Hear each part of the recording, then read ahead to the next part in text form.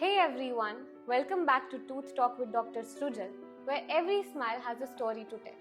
આજનો એપિસોડ થોડોક અલગ છે, થોડો પર્સનલ છે, પાવરફુલ છે અને પ્રૂફ છે કે dentistry can change lifes. We are taking you behind the scenes at the City Dental Hospital with a patient who came in with pain and walked out with confidence. So without any further ado, let's dive right in. મારો પહેલો question એ છે doctor Sujal કે patient કોણ હતા અને શા માટે city dental હોસ્પિટલમાં આવેલા હતા? પેશન્ટનું નામ ભાનુબેન મેઘાણી. એમની ઉંમર આશરે 50 વર્ષ તમે કહી શકો. ખાલી દાંત જ સડેલા નહોતા, દાંતના લીધે એમનો કોન્ફિડન્સ પણ હલી ગયો હતો. તો એની ખાલી બે જ એક્સપેક્ટેશન હતી, મારા દાંત અને મારો કોન્ફિડન્સ બે મને પાછા જોઈએ છે. તમે જ્યારે પહેલી વાર એમનું ઓરલ ચેકઅપ કર્યું ત્યારે તમારું ઓબ્ઝર્વેશન શું હતું? ભાનુબેનનું આપણે ફર્સ્ટ ચેકઅપ કર્યું ને ત્યારે આપણે જોયું એમના ઘણા દાંતમાં સડો, હાડકું ઓછું, પેઢા નબળા અને સાથે ઘણા દાંત તો હલવા બી લાગ્યા હતા.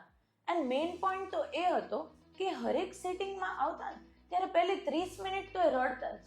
તો જમવાનું તો બહુ દૂરની વાત હતી કદાચ, પણ એમને માનસિક રીતે બહુ વધારે અસર થઈ હતી. આ તો અઘરો કેસ લાગે છે. તમે અને તમારી ટીમે કઈ રીતે મેનેજ કર્યું? સો આપણે સીટી સ્કેનની મદદથી એમનો આખો પ્લાન એનાલાઇઝ કર્યો. પછી એમને સારવાર સમજાવી. એકવાર સારવાર સમજાવ્યા બાદ હાડકાની પ્રોસિજર, પેઢાની સર્જરી આ બધું જ કરી, સડો કાઢી, એમને પૂરી સ્માઇલ પ્રોપર કરી અને 15 દિવસમાં એમની એક્સપેક્ટેશન્સ મુજબ એમને સ્માઇલ આપી અને એમનો કોન્ફિડન્સ ફરીથી પાછો લાવ્યા. એમનો વિશ્વાસ પાછો જીતવો, લિટરલી. બીકોઝ કદાચ અમારાથી વધારે વિશ્વાસ એમના હસબન્ડના અમારા પર હતો કે તમે કરી જ દેખાડશો, તમે ભાનુબેનને અહીંયાથી ખુશ કરીને જ મોકલશો. અને લિટરલી અમે અને અમારી ટીમે એ કરી બતાવ્યું.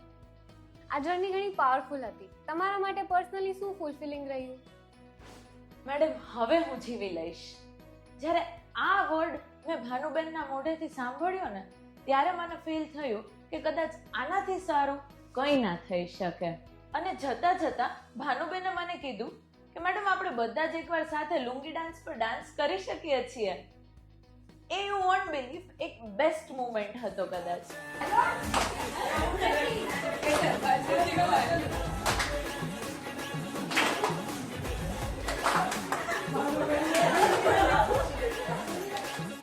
What a journey from pain to power. If this story resonated with you or if you know someone who is going through this pain, please share this episode with them. Because sometimes all it takes is one dental team that truly cares. Until then, keep smiling, keep shining.